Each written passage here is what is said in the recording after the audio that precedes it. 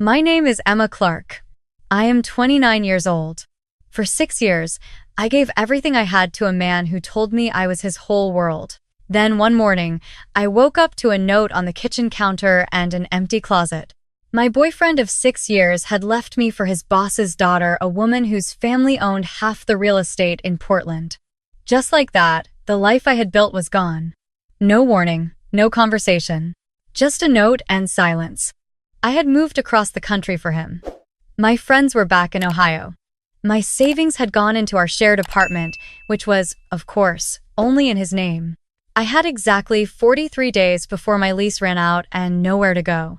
My younger sister, Daisy, was finishing her last year of college and sleeping on a friend's couch.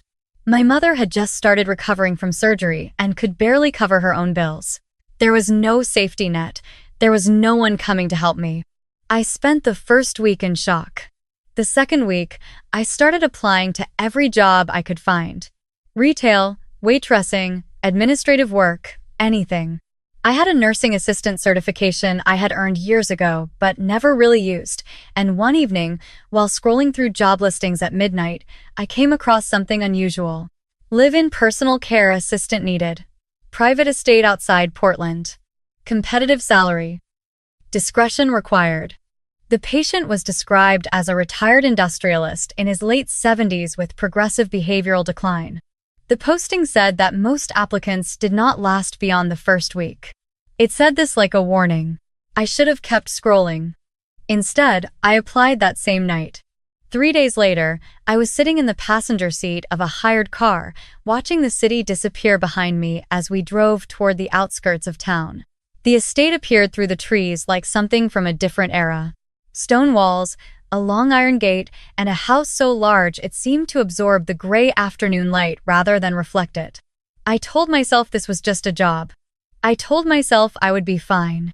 But as the gate swung open and the car rolled down the gravel driveway, something in my stomach told me that whatever was waiting inside that house was not going to be simple. A woman met me at the front door. She introduced herself as Diane Calloway, the patient's daughter. She was somewhere in her late 40s, dressed impeccably, with the kind of stillness that comes not from peace but from control. She smiled when she shook my hand, but the smile did not quite reach her eyes. She told me my timing was good. She said her father, Richard Calloway, had been through 4 care assistants in the past 2 months and that she hoped I would prove more resilient than the others. I asked what had made them leave. She paused just a moment too long before answering.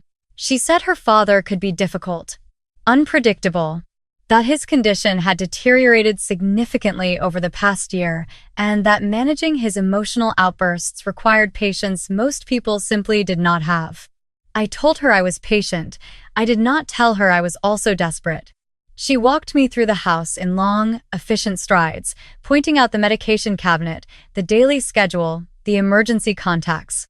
Everything was organized with a precision that felt almost clinical for what was supposed to be someone's home.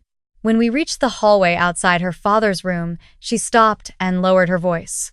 She told me that I should not take anything he said personally, that sometimes he made accusations, that his mind confused the past with the present, and that anything he told me should be understood as a symptom of his condition rather than fact. I nodded. I had no reason not to believe her. Not yet. She opened the door.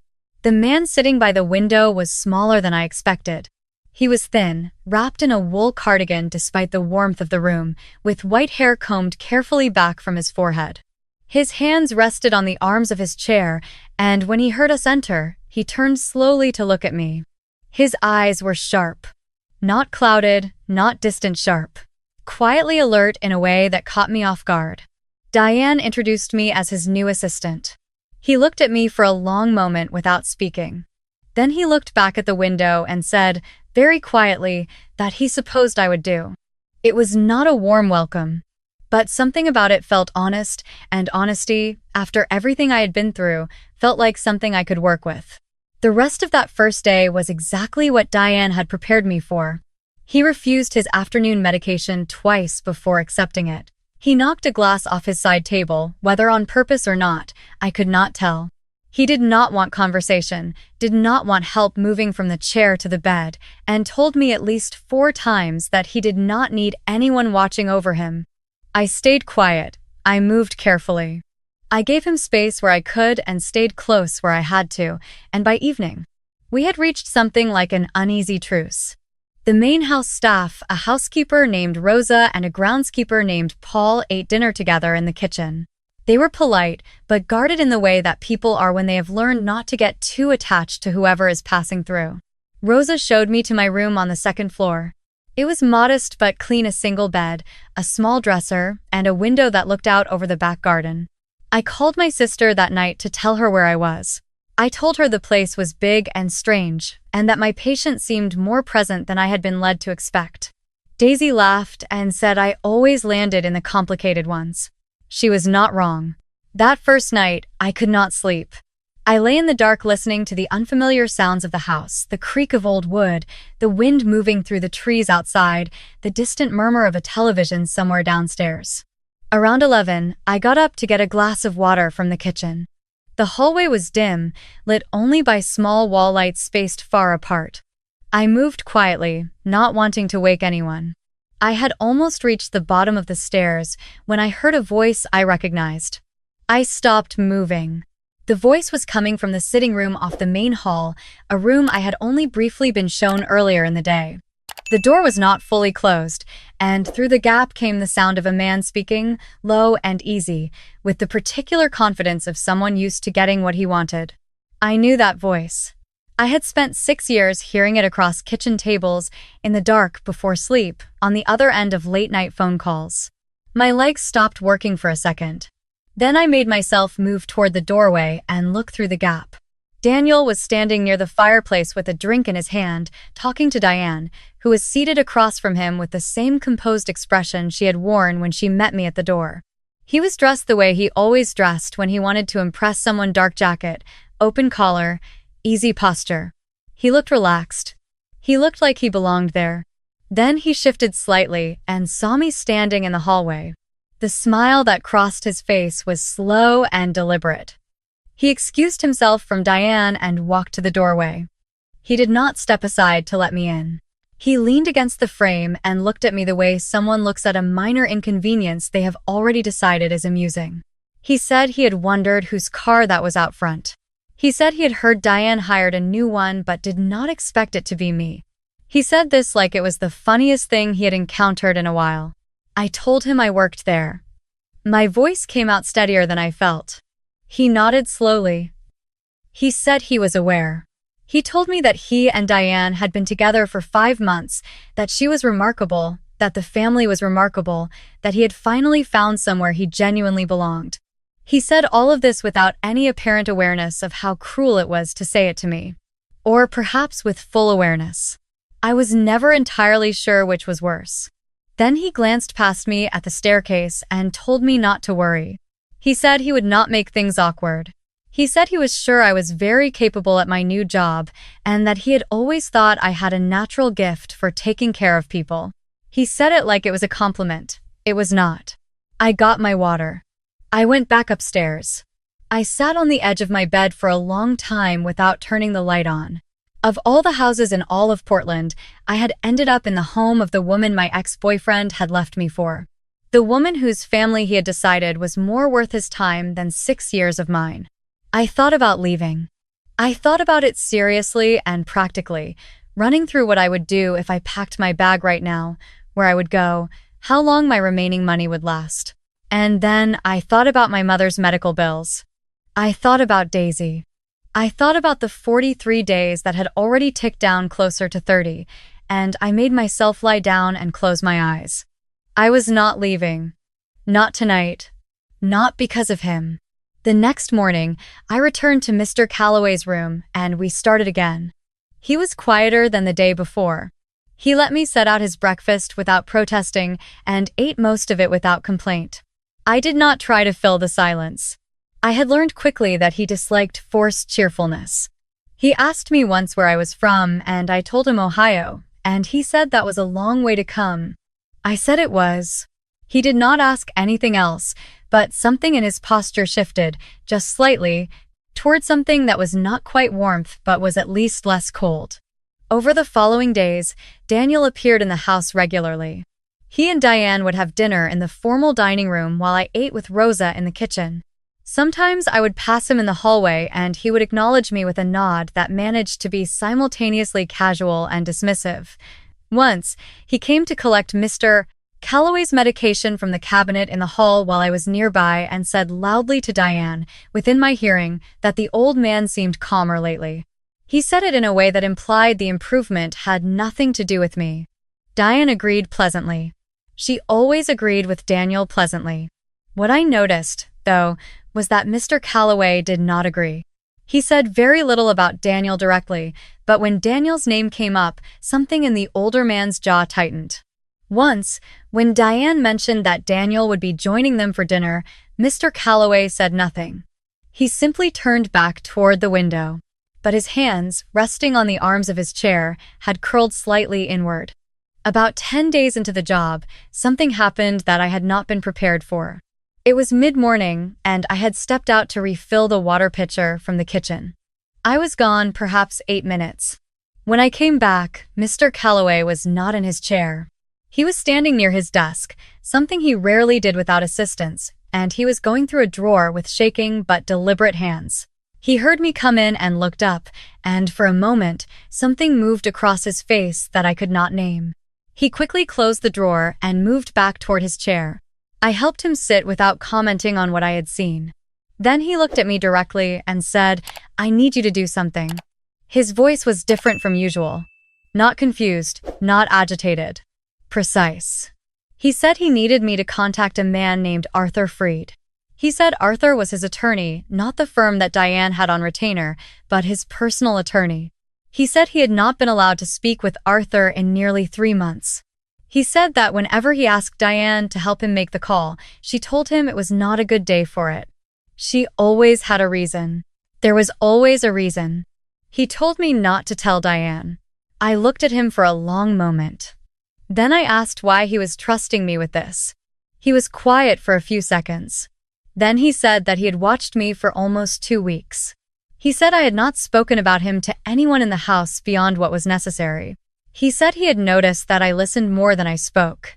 He said he was running out of time and running out of people, and that sometimes you had to trust someone simply because the alternative was to trust no one. I asked him what he meant by running out of time. He told me about the medication. He said it had started approximately 4 months ago. New prescriptions, introduced by a physician he did not know and had not personally selected, who had come recommended by Diane. He said the medication made him feel distant from himself, slow in a way that was not sleepiness, but something closer to fog. He said that on the days the dosage was higher, he could not hold a thought long enough to finish a sentence. He said he had begun pretending to take the pills and then disposing of them when no one was watching. He had been doing this for 2 weeks. He said that in those 2 weeks, the fog had begun to lift. He said he believed his daughter was using his apparent mental decline to gain legal control of his estate. He said he believed Daniel was involved. I sat very still and listened to all of it. I thought about the doctor's visits I had noticed always scheduled on days I was occupied with tasks elsewhere in the house. I thought about the medication cabinet that Diane managed directly, that I was told to distribute but never to question. I thought about what I had overheard the night before, fragments through a half-open door, Diane telling Daniel that the evaluation was scheduled for the end of the month, that the physician was confident, that, after that, everything would be straightforward. I had not fully understood what I was hearing at the time.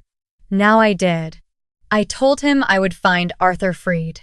That evening, after Diane had gone to her own wing of the house and the main floor was quiet, I used my personal phone to search for the attorney. I found a listing for a Freed and Associates with an address in downtown Portland. I wrote the number on a piece of paper and gave it to Mr. Calloway the next morning with his breakfast tray. He held it for a moment without speaking. Then he folded it carefully and placed it inside the inner pocket of his cardigan. He said thank you. In 9 days, it was the first time he had said it. What followed was the most careful month of my life. Mr. Calloway made contact with Arthur Freed through a phone I borrowed and kept off the estate's network. Arthur had been trying to reach his client for weeks and had been told repeatedly by Diane's office that Mr. Calloway was not well enough for communication. He was alarmed. He told Mr. Calloway to say nothing publicly and to document everything he could. We developed a system. During Diane's visits, Mr. Calloway performed exactly what she expected: confusion, agitation, the occasional outburst. He was, it turned out, an excellent actor. He had spent decades reading people in boardrooms, and he applied those same skills now in the opposite direction. He would fumble with his words just enough. He would look past Diane at the wrong moments. Once, in front of Daniel, he knocked his water glass off the table and stared at it on the floor as though he could not understand how it had gotten there. Daniel exchanged a glance with Diane over his head that told me everything I needed to know about what they believed and what they wanted. Behind the closed door, everything was different. Mr. Calloway was sharper every week. He began writing again notes in a small book he kept in his desk drawer, a habit from decades of business. He told me stories about the company he had built, the people he had worked with, the decisions that had defined his career. He was funny, in a dry and understated way that caught me off guard every time. He asked about my life and actually listened to the answers. He asked about Ohio, about my mother's recovery, about my sister finishing school. He remembered details I mentioned in passing and asked about them later. One afternoon, about 3 weeks into our arrangement, he looked at me very seriously and said that he owed me an explanation about why his daughter was doing this. He said it was not simply greed, though greed was certainly present. He said he had recently updated his will before all of this began and had made provisions for several charitable foundations he cared about, as well as for employees who had given decades of service to his company. Diane had found out. She and Daniel had apparently decided that the legal route was more reliable than patience. If a court declared him mentally unfit, control of his estate would pass to her immediately and the new will could be challenged. He said he was sorry I had gotten pulled into it. I told him I was not sorry. I meant it. I thought about my own situation, how I had arrived at that house with nothing, because someone I trusted had decided I was not worth keeping. And now here was this man, who had built an entire life and legacy, facing the same fundamental experience. Being disposed of by someone who had decided he was no longer useful to keep. Some things, I was learning, did not change based on how much money you had.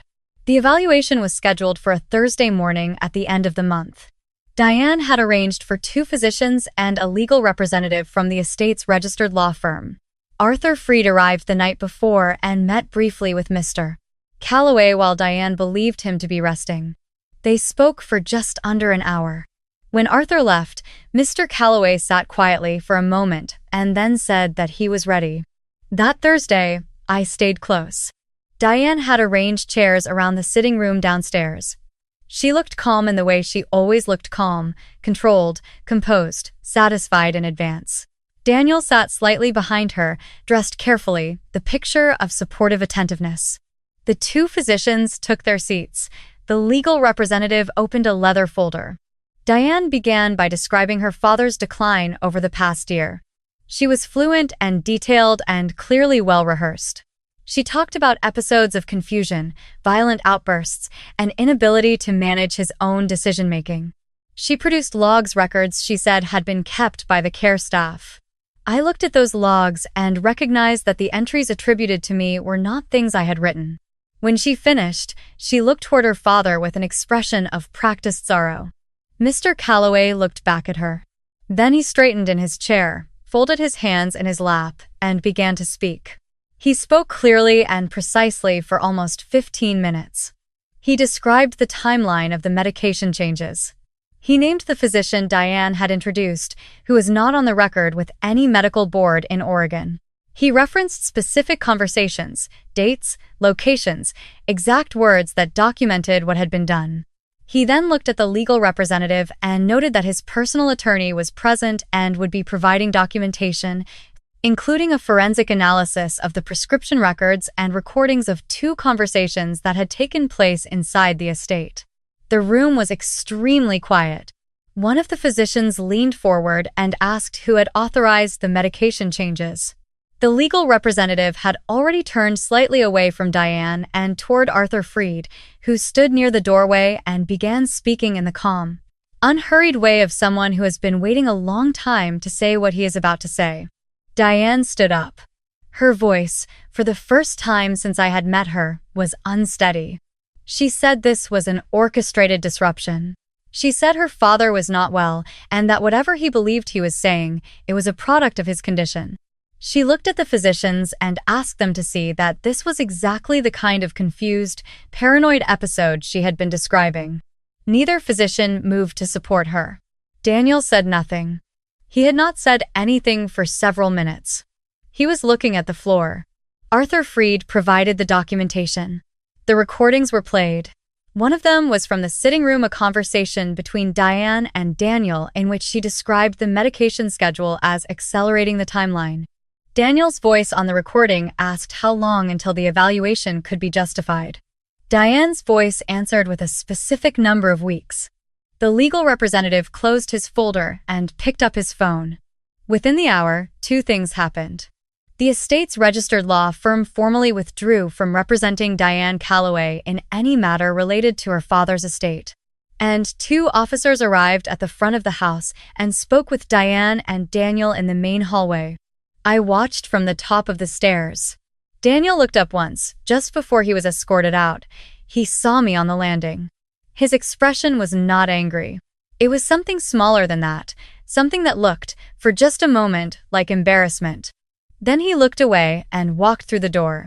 I stood there for a while after the cars had gone. Later, Mr. Calloway asked me to come back to the sitting room. Arthur Freed was still there, along with one of the physicians and a second attorney who had arrived midway through the proceedings. Mr. Calloway sat in his usual chair, the one by the window. He looked tired in the way people look after they have been holding something heavy for a very long time and have finally been allowed to set it down. He said that he wanted to tell me something before the official matters were discussed. He said that when I arrived, he had not trusted me. He said he had not trusted anyone in that house for months. He said he had watched me for days before he allowed himself to believe that I was simply what I appeared to be, someone doing a job, without an agenda, without a performance. He said that was rarer than most people realized. He said that what I had done finding Arthur, maintaining the system we had built, continuing to show up every morning as though nothing had changed, had required a kind of steadiness that he did not take lightly. Then he told me what he had decided. He said that the foundations he had planned for in his will were still going to receive their allocations. He said the employee provisions were still intact. He said he had also made one additional arrangement, which Arthur Freed would formalize in the coming weeks. He had set aside a fund substantial enough to cover several years of living expenses designated for me. He said it was not a reward for what I had done, because he did not believe in treating loyalty like a transaction. He said it was something else. He said I had arrived at that house with nothing left, through no fault of my own, and he wanted to make sure that when I left, I had enough ground under my feet to build something real. I did not know what to say. For a moment, I could not say anything. He looked at me with the dry, quiet humor that I had come to recognize over the past weeks. He said that I did not have to thank him. He said I could simply not waste it. I told him I would not. That evening, after everything had settled and the house had gone quiet again, I sat in my room on the second floor and called my sister. When she answered, I could hear the noise of her campus in the background, voices, music, the ordinary sounds of a life in motion. I told her that things had changed. She asked what I meant. I told her a little of it, not all of it, not yet just enough for her to understand that the ground had shifted. She was quiet for a second, and then she asked if I was okay. I told her I was more than okay. I told her that I had figured something out, something I probably should have known before, but had not fully believed until now. She asked what. I told her that the worst thing that ever happened to you is not always the end of something. Sometimes it is just the door you had to go through to get to where you were actually supposed to be. She said that sounded like something from a greeting card. I laughed. She was right. But that did not make it untrue. I thought about Daniel walking out through that front door. I thought about the 6 years I had given and the note on the counter and the empty closet. I thought about arriving at this strange house with 43 days and no plan and a stomach full of fear. And I thought about this man in his chair by the window who had trusted me with something real and what it had meant to be worth that trust. I did not need Daniel to have regrets. I did not need anything from that direction at all anymore. What had happened, and it had led me here, to this room, to this phone call, to the particular and unexpected shape that my life had taken. Sometimes doing the right thing does not pay off immediately. Sometimes it costs you sleep and certainty and the comfort of a clear path forward.